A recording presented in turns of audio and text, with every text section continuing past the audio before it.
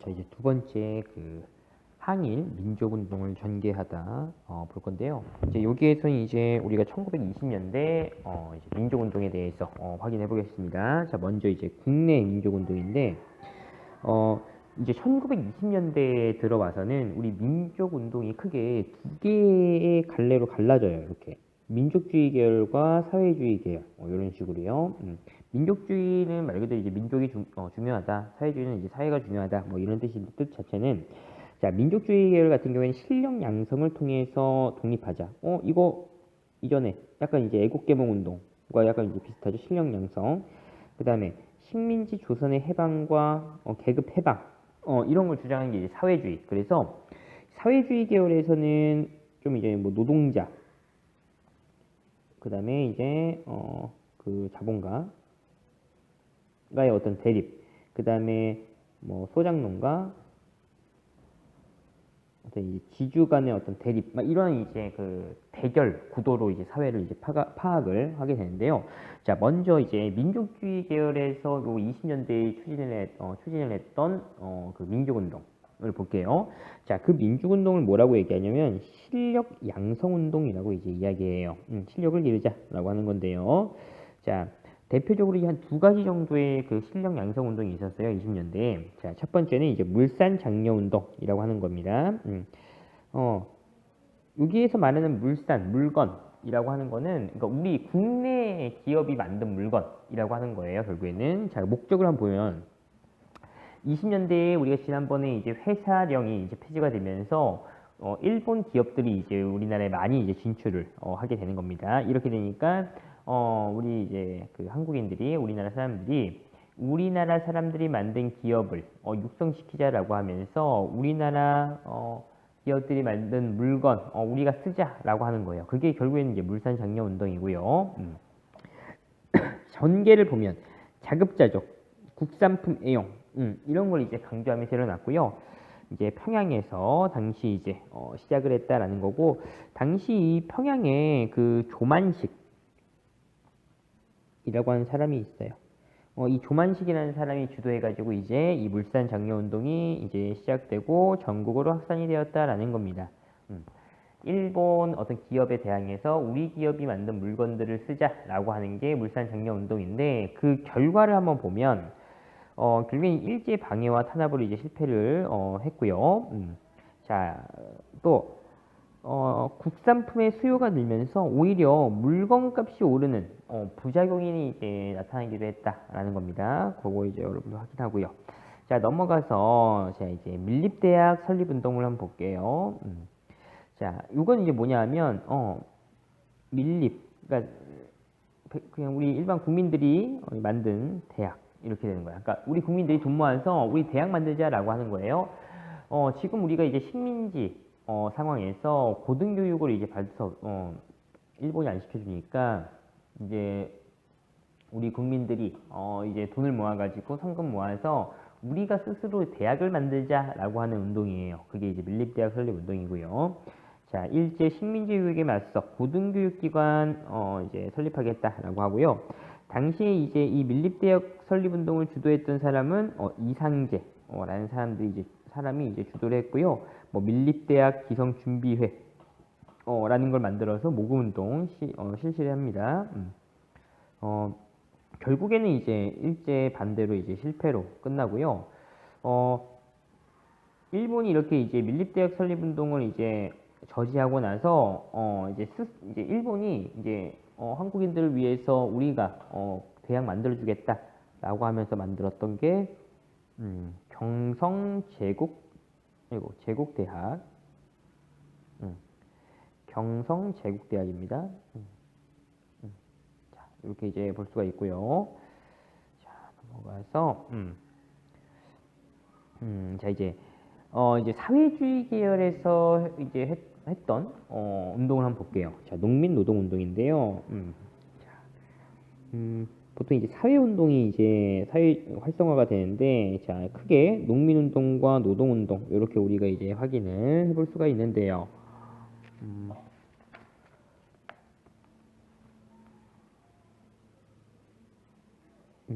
자, 농민들, 자, 높은 소작료와 산미 증식 계획에 따라서 이제 각종 이제 부담, 산미 증식 계획 한다고 하면서 뭐 종자 개량하고 뭐 개간하고 막 그런 거 있잖아요. 그러니까 그런 거를 당시 이제 농민들한테 다 부과를 하는 겁니다. 그 비용들을. 자, 이렇게 하면서 당시 소작료 인하 등을 요구하는 소작쟁의가 발생했다라는 거예요. 자, 그래서 이제 대표적인 어떤 이런 이제 농민운동, 그러니까 농민운동을 다른 말로 이제 소작쟁이라고 이제 부르는 거예요. 자, 우리 그 암태도 지역에서 이제 소작쟁이가 한번 발생을 했습니다. 이게 이제 유명하고요. 암태도 소작쟁이, 전라남도 신안 지역입니다. 전남 신안. 암태도라는 지역은요. 그 다음에 노동운동 보면 뭐 낮은 임금, 열악한 작업 환경, 민족 차별. 그러니까 일본 자본가들이 이제 막 우리 차별했다라는 거죠. 자, 이렇게 되면서 이제 노동쟁의가 발생을 했고요. 대표적인 게 원산. 원산 지역의 노동자 총파업이 벌어졌다라는 거예요. 함경도 원산이죠. 자, 그 다음에 이제 뭐 소년운동해서 요거는 자, 우리 그 천도교라고 해서 동학이 3대 교주인 송병이 때 이름을 천도교 이렇게 바꿨다고 했어요. 자, 당시 천도교 회원이었던 이 방정환이라는 사람이 소년운동, 그러니까 이 청소년을 이야기하는 거예요. 이게 남자 여자를 여기서 남자 여자를 얘기하는 게 아니야. 그러니까 어린이들을 이야기하는 거예요. 자, 이 방정환 선생이 결국에는 이제 어린이날, 우리 5월 5일 어린이날을 이제 만드신 분이죠. 그래서 이제 어린이들의 어떤 이제 그 인권을 이제 그 이제 인권을 위해서 이제 여러 이제 활동을 했던 이제 분이고요. 그 다음에 이제 형평운동도 벌어집니다. 형평운동, 이제 동등하게 하겠다라고 하는 건데, 우리가 이미 1894년 이제 가부개혁 때 이미 신분제는 폐지가 됐는데, 사람들 그 사상으로는 이런 이제 신분제가 생각에는 이제 그대로 이제 남아있다라는 겁니다. 특히나 당시 이제 조선시대에 동물들을 이제 소나 돼지나 이렇게 이제 잡아가지고 이제 팔던 도축업자들, 그런 사람들을 우리가 이제 백정이라고 하는데, 이 백정들이 엄청 이제 대우가 안 좋았다라는 거죠. 그러니까 그게 이제 지금 그러니까 식민지가 되고 나서 20년대에도 이러한 이제 형평운동 해가지고요, 백정들이 이렇게 이제 그 형평운동 한다는 것 자체가 아주 오랜 기간 동안 계속 이제 백정들은 계속 이제 차별을 받고 있었다라는 거죠. 사회적 차별이 계속 받고 있었다. 그래서 형평운동 시작을 했다라는 걸 이제 확인을 하고요. 자, 그 다음에 이제 학생운동을 볼 건데, 이거 학생운동은 좀 중요합니다. 학생들이 이제 주축이 돼가지고요, 이제 일제 저항하는 운동을 했다라고 하는 건데요. 먼저 26년에 60만세 운동이라고 있어요. 자, 이 60만세 운동 같은 경우에는 사회주의 세력과 그 다음에 민족주의 세력들 일부 합쳐서 이제 함께 이제 우리가 만세 운동하자라고 이제 계획을 했던 겁니다. 자, 당시 이제 우리 그 대한제국의 마지막 황제였던 이제 순종이 이제 돌아가십니다. 그래서 이 순종의 장례일에 맞춰 가지고요, 우리가 만세 시위를 계획을 해요. 근데 이제 사전에 이제 일본한테 이제 이걸 들킨 거예요. 이 만세 시위 한다는 걸요. 그래가지고 당시 이제 지도부들이 이제 끌려가요. 잡혀요. 근데 이제 다행히 이제 학생 그 조직은 이제 발견되지 않아요. 그래서 이 학생들이 그러면 우리끼리라도 지금 계획한 이 60만세 운동을 하자라고 해서 학생들이 이제 했던 게 바로 60만세 운동이라는 거예요. 자, 의의를 보면 나중에 이제 신간회 창립에 영향을 주었다라고 하는 건데요. 이 신간회 또 엄청 이제 그 중요한 단체예요. 조금 이따 바로 볼 거고요. 자, 일단 참고를 보고, 자, 이제 넘어가서 또 이제 29년에 보면 광주에서 학생들이 이제 항일 운동을 했습니다. 자, 광주에서 그 한일 학생 간의 충돌이 이제 벌어집니다. 나주에서 광주로 가는 그 열차 안에서 일본 그 남학생이 우리 조선인 여학생을 이제 희롱을 했다 라고 하는 거예요. 자, 이렇게 해서요,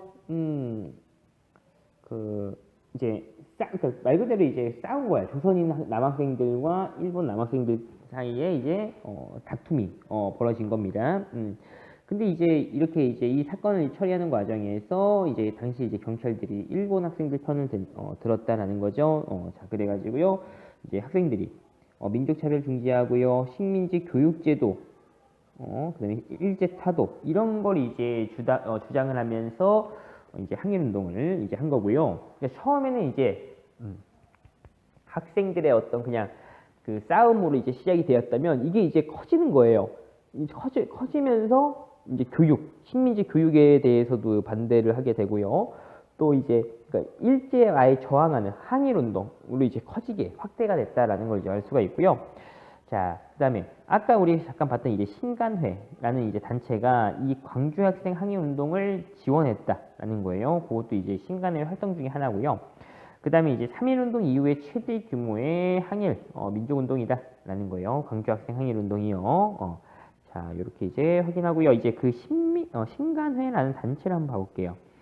우리가 이제 그 식민지가 되기 전에 우리가 신민회라는 단체를 되었어요. 그거랑 전혀 다른 단체고, 이제 요거는 신간회입니다. 간회. 자, 결성 보면요. 일부 민족주의 계열에서 자치론이라는 걸 주장을 하게 되는데, 이게 이제 뭐냐면 우리가 이제 그 민족주의 가운데서 이제 타협적 민족주의 세력, 그 다음에 비타협적 민족주의 세력, 이렇게 이제 민족주의자들이 이제 이렇게 갈라져요. 여기서 타협적 민족주의자들은 뭐냐면, 일제한테 지금 우리가 식민지인 상태는 그냥 이제 인정을 하자. 대신에 통치만, 우리가 이제 하게끔, 그렇게 이제 하자라고 하는 게 타협적 민족주의 세력이에요. 그러니까 식민지인 상태를 타협하자라는 거야. 근데 비타협적 민족주의 세력들은 아니다. 우리가 이제 독립을 해야 된다라고 하면서 계속 이제 항일운동 하는 거예요. 자, 그래서 지금 여기 일부 민족주의 계열의 자치론 주장이라고 하는 이 자치론이 스스로 통치하자 이런 거죠. 그러니까 이 자치론을 지금 주장하는 게 결국에는 타협적 민족주의 세력이에요. 식민 통치인 상황은 우리가 이제 인정을 하고 통치는 우리가 하겠다. 자, 이러한 상황에서 여기 비타협적 민족주의 세력과 그 다음에 사회주의 세력이 이제 연합해서 이 신간회가 만들어졌다라는 거예요. 자, 신간회 강령을 한번 보면, 자, 우리는 뭐 정치적, 경제적 각성을 촉진한다. 그 다음에 단결을 공고히 한다. 그 다음에 이제 기회주의를 일체 부인한다. 여기에서 말하는 기회주의라는 게 결국에는 이 타협적 민족주의 세력들을 이야기하는 거예요. 자치론을 주장했던 사람들. 구체적인 어떤 이제 신간의 활동을 보면 강연회, 연설회, 그다음에 야학 이런 거 하고요. 농민 노동운동 이런 거 한다라는 거예요. 그러니까 민족주의자들과 사회주의자들이 다 같이 있으니까 결국에는 그런 이제 민족주의 계열의 활동들과 사회주의 계열의 그런 활동들을 다 같이 하는 거고요. 그 다음에 또 이제 또 중요한 게 광주 학생 항일 운동 이걸 이제 지원을 해줬고요. 또 이 신간의 자매 단체로 근우회라는 단체가 있어요. 이건 여성 단체예요. 그런 단체들이 있었고요. 자, 결국에는 이제 이 신간회도요, 이제 일제에 의해서 이제 해체가 되었다라는 겁니다. 자, 이렇게 이제 확인하고요.